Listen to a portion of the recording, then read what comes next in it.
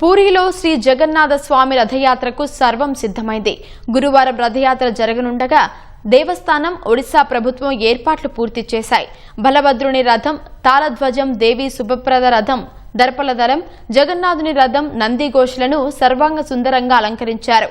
పూరి శంకరాచార్య స్వామి నిశ్చలానంద సరస్వతి సందర్శన, గజపతి మహారాజు రథాన్ని ఊడ్చే సాంప్రదాయ కార్యక్రమాలు ముగిసిన తర్వాత గురువారం సాయంత్రం 4 గంటలకు రథయాత్ర ప్రారంభం కానుంది.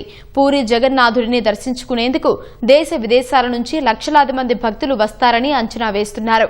ఇప్పటికే పూరి నగరంలో భక్తుల రద్దీ పెరిగింది. భద్రత కోసం ఒడిశా పోలీసులతో పాటు కేంద్ర సాయుధ బలగాలను మోహరించారు. పూరి తీరంలో 500 మంది లైఫ్ గార్డులను ఏర్పాటు చేశారు.